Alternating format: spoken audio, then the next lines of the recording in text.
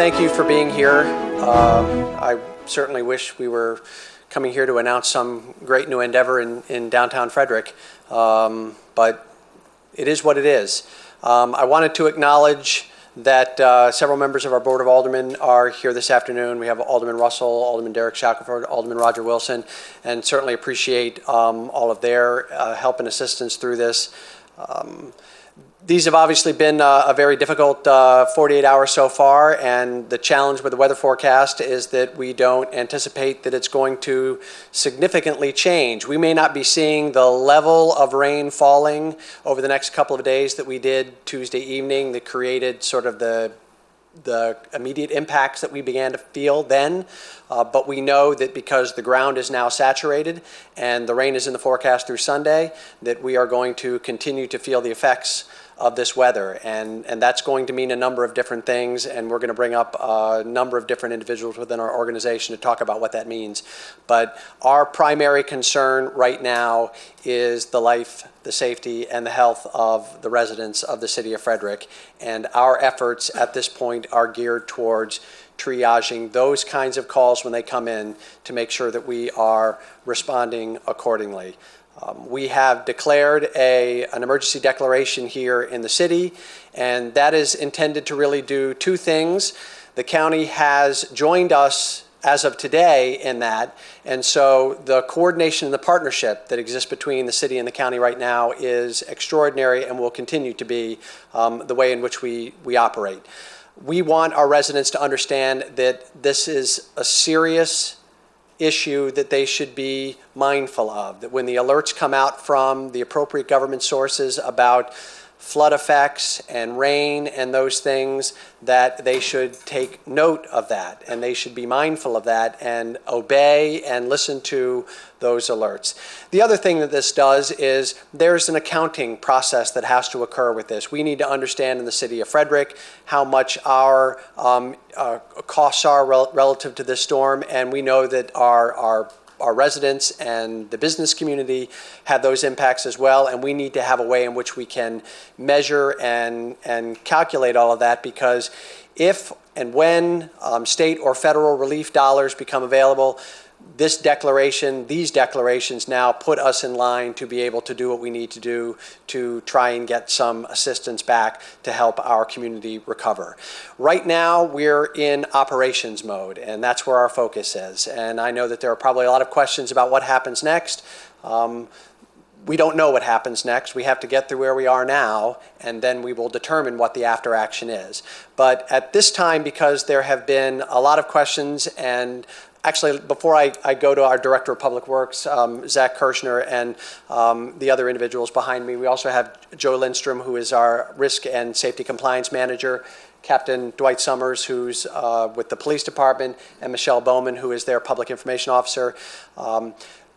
I just want to say our staff, from before the storm started on Tuesday night, our police and our Department of Public Works were already engaged with the weather forecast in terms of having the resources ready to respond and to begin doing the things that are necessary to try and mitigate to the greatest extent possible the impacts of what that weather forecast looked like then. And they have been nonstop since then and continue to do it nonstop. This does not look quite as dramatic as 30 or 40 or 50 inches of snow that might fall over several days, which we've had in this community within the last 10 years.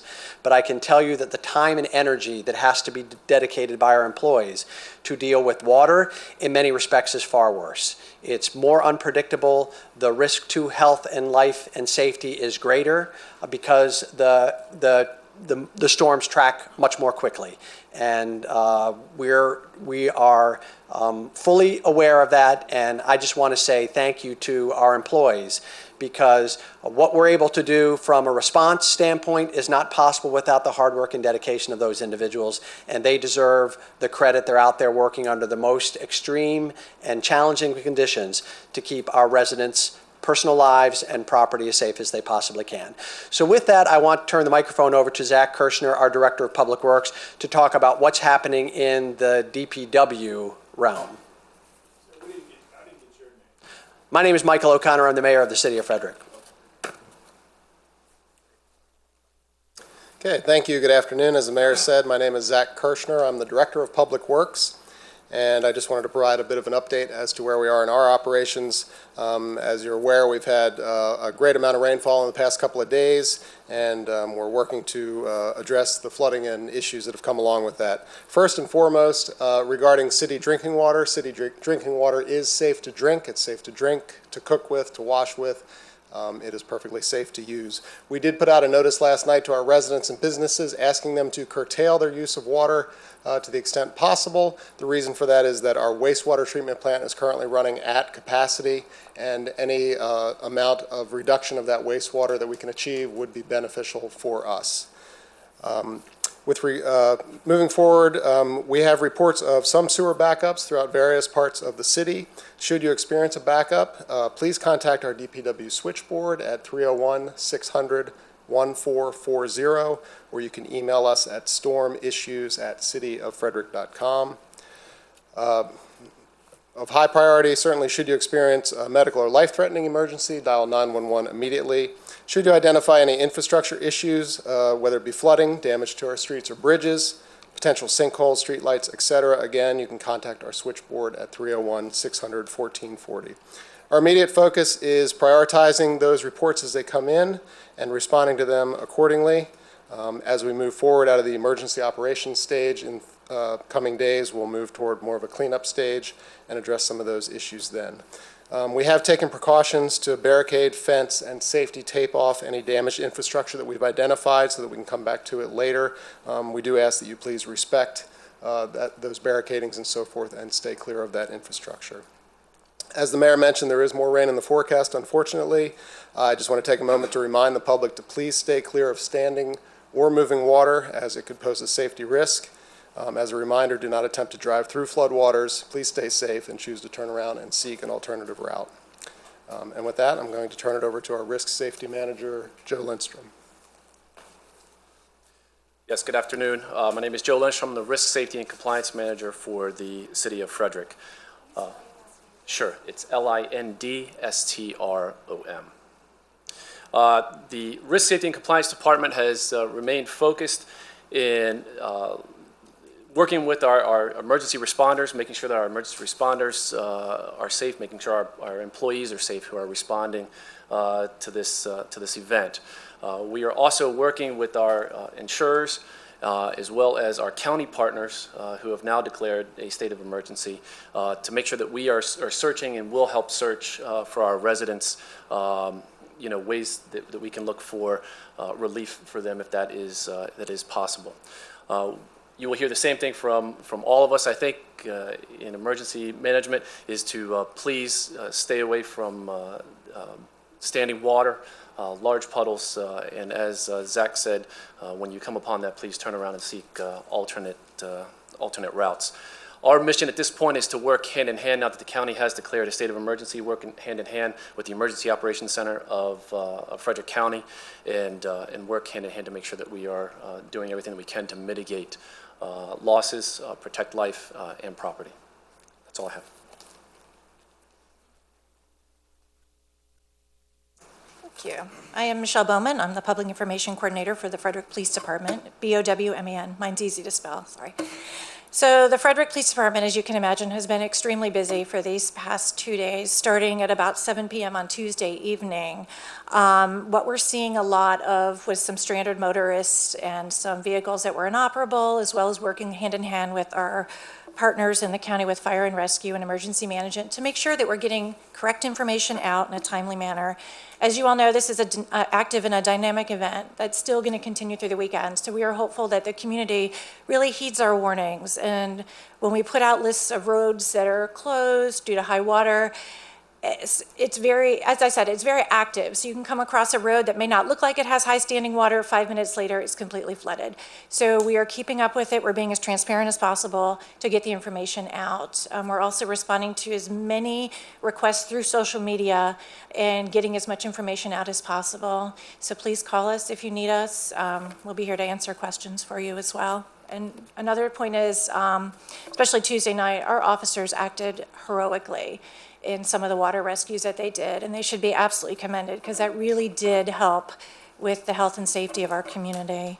So please follow us on social media, and we'll keep you updated as much as possible. Please check on your neighbors, you know, especially your elderly and those that may be disabled. Just check, make sure they're doing okay. We've got some flooded basements and that kind of stuff that we're seeing a lot of. So it's really important to do that. Thank you very much. At this time, I'd like to ask Jack Markey from Frederick County with their emergency operations to just make a few remarks in light of this declaration now that the county has done. Thank you, Mayor O'Connor. I'm Jack Markey. I'm the Director of Emergency Management, Frederick County, M-A-R-K-E-Y is the last name. On behalf of County Executive Gardner, I'm here to demonstrate the county and the city's close relationship. Our community is facing a challenge, and as we do, anytime this occurs in Frederick, we respond together. I'd like to just make two quick points. One is kind of a philosophical point with emergency management. We have cycles that happen, our preparedness cycle, our response, and our recovery cycle. Quite often, we're doing things in all three of those cycles. And what I want to talk about is the most important one, which is for our citizens. And that is the preparedness messages that you hear us preaching year-round and emphasizing during Preparedness Month are be ready to respond, be ready to take care of yourself, educate your children to make good choices, not to play in floodwaters, not to drive through standing water. We are now in the respond mode. So now is the time to make sure that those messages are clear, are refreshed in their minds, and to keep everyone safe. Property can be replaced. The lives are things that we cannot replace. And so we want to make sure that the message is clear to our residents. Take action now. Make sure your children are aware of the hazards of floodwaters. Make sure you make good choices as we have the dynamic events evolve. And you are your own first responder. So take the opportunity now, with flooding possible in the future, to look at what you have in your basement, low-lying areas, and move them to safety.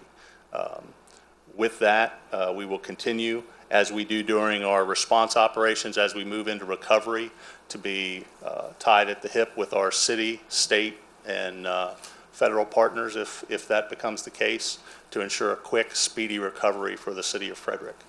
The storm that we experienced Tuesday night, for those who have lived in Frederick, we had the same amount of rain that we had during the 1976 Great Flood. That occurred in 16 hours. Tuesday night, we had that same amount of rain in about 3 hours. So the flood control project did its job, safeguarded lives, safeguarded property, and is another one of those examples of the way we work in Frederick, and that is together for whatever is necessary for the community. And thank you, Mayor, and we'll look forward to supporting you in any way we can. Thank you. I wanted to just take a moment to just re-emphasize a couple of points. So we've given a telephone number, 600-1440. That's our DPW switchboard, and that is 301-600-1440.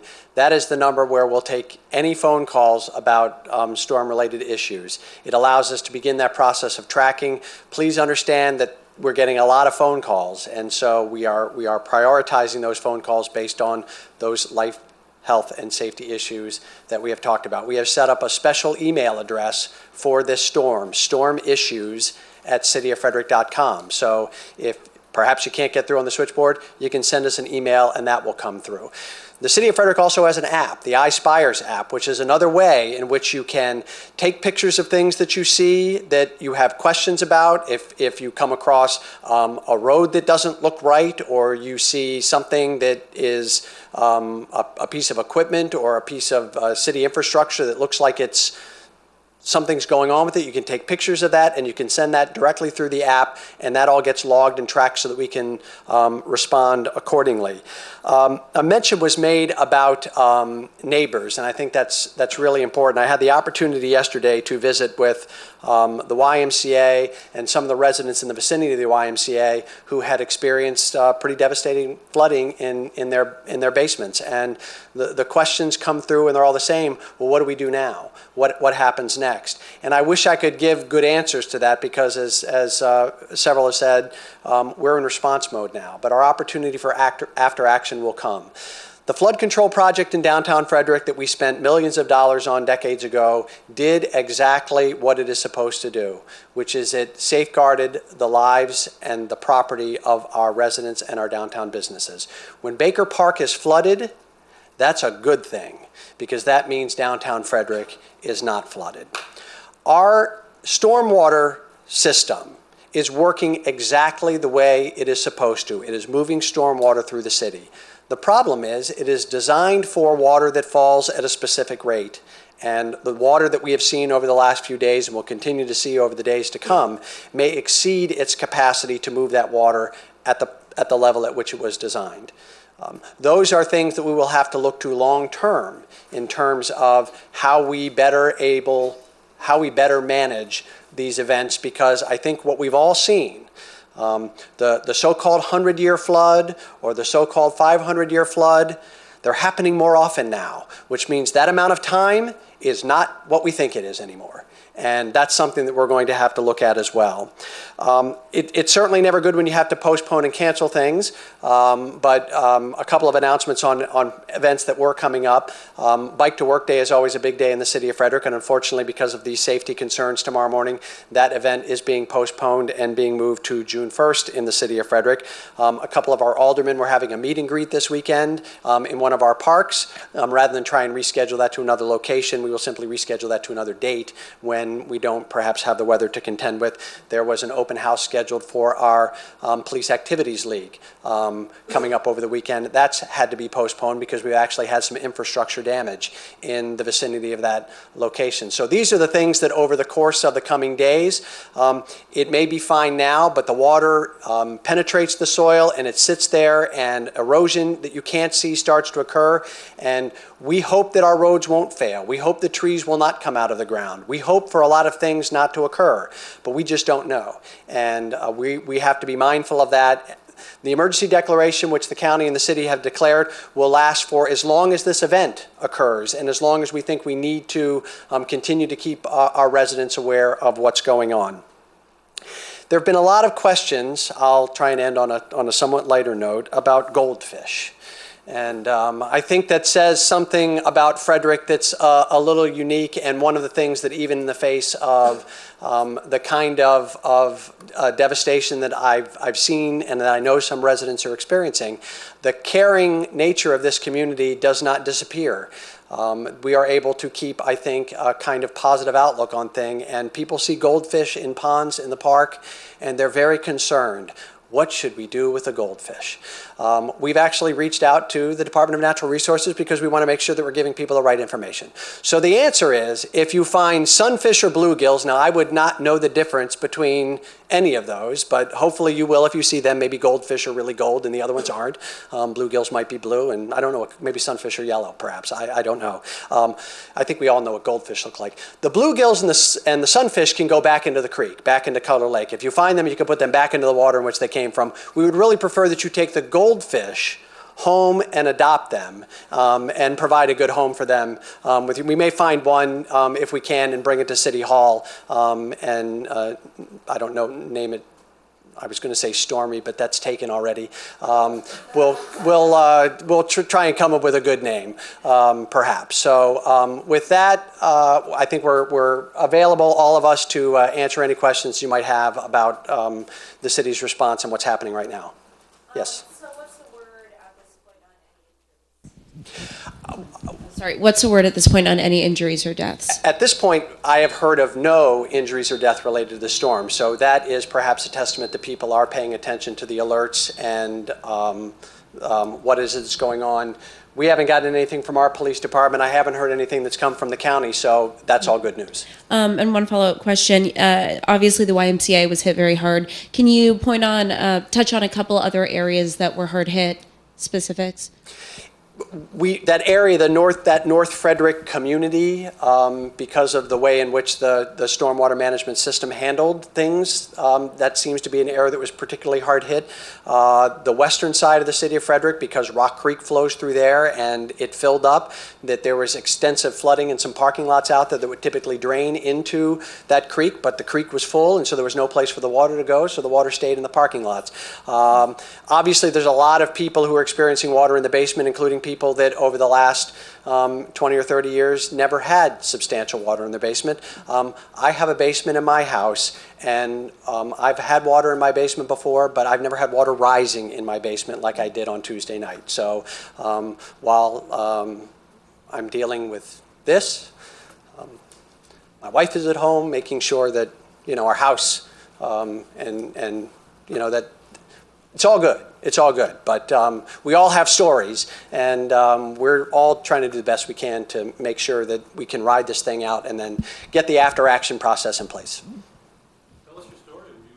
Same as everybody else, the water. Listen, I saw far worse in other people's basements than in my own, so mine is not worse than anybody else's. But I think right now, if you have a basement in the city of Frederick, you're finding out whether or not that waterproofing is been worth the investment.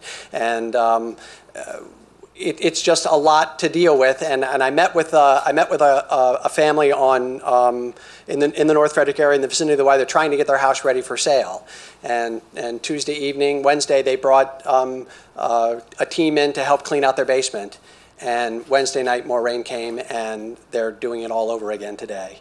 And that's not my story, but everyone who's got a story to tell. That's the thing about these kinds of situations is. It's your personal life, it's your personal property, and it matters to you enormously. And we are trying to take the approach, and I think have to take the approach as the city, that everyone's house is important, everyone's life is important, everything that we do in the city is important, and the work of our public works and our police is geared towards that effort of really making sure that we do the best we can to protect our citizens. Do schools do that out early or cancel? That is not my decision. That rests with the county. I did get a question about, because we're asking people to be mindful of their water consumption because of its impact on our wastewater treatment system, not because there's anything wrong with the water system, that I'm sure that that's a conversation that the county will be having in terms of how that works as the storm impacts progress and we see that there are flooded roads and impacts on roads themselves. Does that create safe walk to school issues or busing issues? That's being assessed at the county level, and those announcements will be made in a timely fashion, I'm sure. Are you able to give a monetary estimate on how much the city or how many businesses you've heard from or anything like that? We would have no reasonable, I saw monetary estimates on a couple of things that were in a newspaper article today about the YMCA and a downtown business, but I don't think there's any way to reasonably assess that. We can't even do that with our infrastructure at this point. We have to get through the response mode, and once we get through response, then we can begin to do that kind of an assessment and figure out what we have to deal with in the aftermath. We had water in the basement of this building. We had our recreation center, the first floor, which is adjacent to Baker Park, the old armory in the city, had water in, damage in Baker Park, Little League fields, and those are the things that we can see when the water subsides. There'll be things that we can't see now, but we'll find out. There'll be a time to do that assessment, and that time is not now.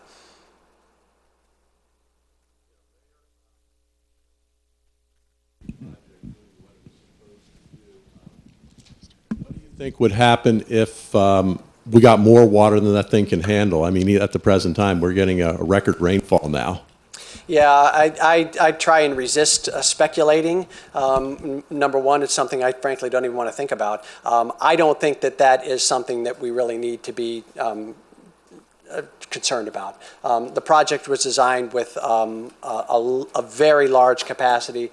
Zach may have the details on it and know it off the top of my head. I don't. That's not a concern. The flood control project is doing exactly what it's supposed to do, and because it's an important piece of infrastructure in the city of Frederick, like all of our important pieces of infrastructure, we evaluate it on a regular basis. We are able to walk under that and see what is happening. So it's important to the city, and we will make sure that it is maintained to the highest degree possible.